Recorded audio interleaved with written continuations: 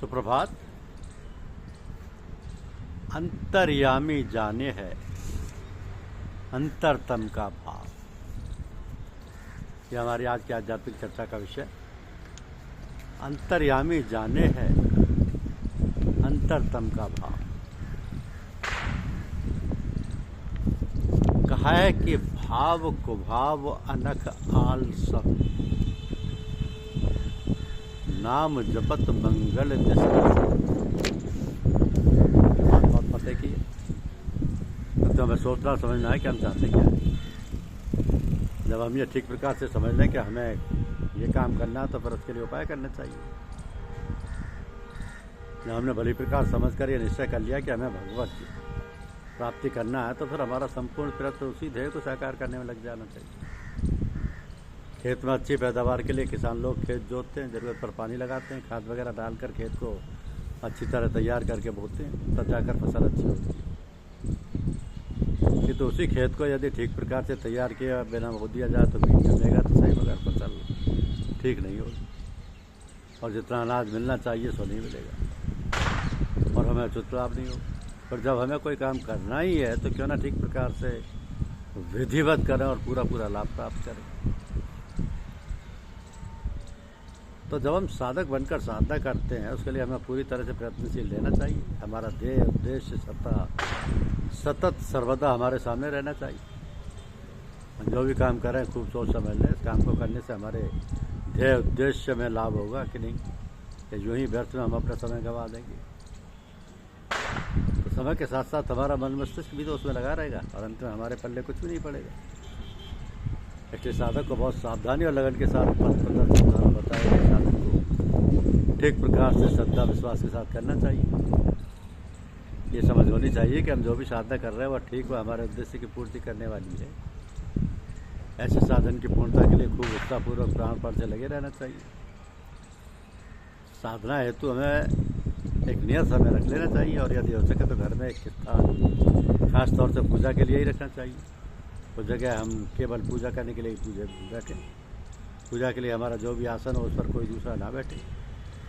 इस प्रकार उस स्थान में ऐसा प्रभाव हो जाएगा कि हम वहाँ पहुँचे नहीं कि हमारा मन शांत और एकाग्र हो जाएगा। तो हमें पूरी तरह से ख्याल रखना चाहिए कि हम व्यर्थ की बातचीत ना करें, गपशप ना लगाएं। साथ ही ये ध्यान रहे कि हमें किसी की आलोचना नहीं करनी है, किसी से द्वेष भाव नहीं रखना है। ऐसा करने से हमारा हृदय और मन शुद्ध व पवित्र बना रहेगा। हमसे जो भी मिले उसके साथ इधर उधर की बातें ना करके हम उससे भगवत चर्चा ही करें। भगवान तो सर्वशक्तिमान है, सर्वज्ञ है, सर्वात्मज्ञ है।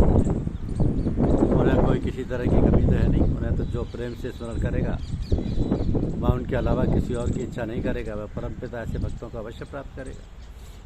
तो संसार में जितने भी दृश्य पदार्थ हैं, जितने भी चर प्राणी हैं, वस्तुएँ हैं, सभी तो भगवान ने पैदा की, सभी उसी की बनाई हुई हैं और हम भी उसी में शामिल हैं। तो फिर हमें सबसे प्रेम पूर्वक व्यवहार करना चाहिए, सबका आदर सम्मान देना चाहिए, क्योंकि भगवान से पैदा हुआ सभी कुछ भगवान का रूप है। जैसे जब हम अपने किसी अधिकारी के पास जाते हैं तो संयम व अधीनता से उसके सामने पेश होते हैं, उसी प्रकार जो अखिल ब्रह्मांड नायक है, प्रभु है, परमपिता परमात्मा है, उससे और उसके सभी प्राणियों से हमें प्रेम व अधीनतापूर्वक मिलना और व्यवहार करना चाहिए। इस प्रकार अपना रहन सहन व्यवहार किया जाए तो भगवान की अहेतु की दया कृपा प्रेम व प्रसाद हमें मिलेगा, इसमें कोई संदेह नहीं। हमें तो बस प्रभु से मिलना है, उसी को प्राप्त करना है। तो प्रभु भी हमारी ओर देखेंगे, आएंगे, मिलेंगे व हमारी इच्छा को पूर्ण करेंगे। इस प्रकार के ना जाने कितने साक्ष्य प्रमाण शास्त्रों में भरे पड़े। याद रखो ये समय युग ऐसा है कि केवल प्रभु प्रेम के सहारे ही बेड़ा पार हो सकता है। क्योंकि राम ही केवल प्रेम प्यारा, जान ले जो जाने निहारा। तो प्रभु को याद करो, उसका नाम जपो, उसके भक्तों के चरित्र पढ़ो और दिन रात सांसारिक काम धाम करते हुए उसकी याद रखो। कर से कर्म करिए विधिनाना, मन राखिए जाए कृपा निधाना।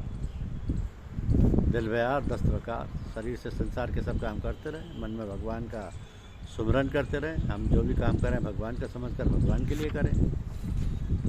इससे बढ़कर और कोई पूजा पाठ नहीं है। ये भजन बहुत ही सुंदर और सरल है, केवल कहने करने की बात है। कहने सुनने और दूसरे को रिझाने के लिए नहीं करना चाहिए। क्योंकि जो तेरे मन राम है तो कह कह ना सुना, अंतर्यामी जाने है अंतर मन का भाव।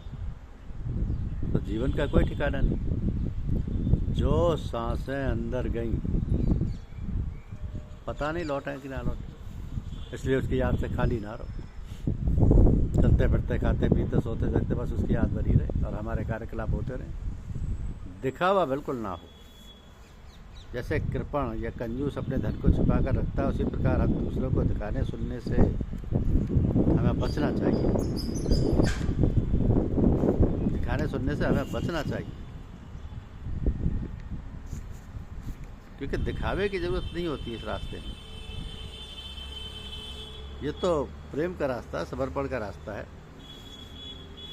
जब प्राचीन महापुरुषों, संतों, ऋषियों, मुनियों ने देखा कि सारा संसार इस रचना में फंस गया है, तो पहले बाहर में खोज किया, परंतु जब सफलता नहीं मिली, तब शांति रही, तब अंतर में घुसे और उन्होंने बहुत समय पीछे बड़े ही परिश्रम और लगन से प्रेम और ज्ञान का मार्ग प्राप्त किया।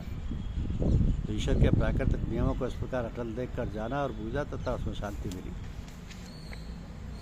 तो हमारे संत महात्माओं ने जो कुछ किया है, उस रास्ते पर चलते हुए ईश्वर को पाना कितना आसान है। गुरुदेव की दया कृपा से सदा अपने मन को देखते रहो। अभिमान, काम, क्रोध और मोह आदि लुटेरे मन रूपी महल में ऐसे दुबक्कर छिपे रहते हैं कि साधारण दृष्टि से देखने पर पता ही नहीं चलता कि अंदर मौजूद है, परंतु मौका पाकर ये प्रकट हो जाते हैं और फिर सद्गुण और सद्विचार रूपी धन को ऐसी निर्दयता से लूटते हैं कि उम्र भर का किया कराया सब नष्ट हो जाता है। कभी निराश मत हो।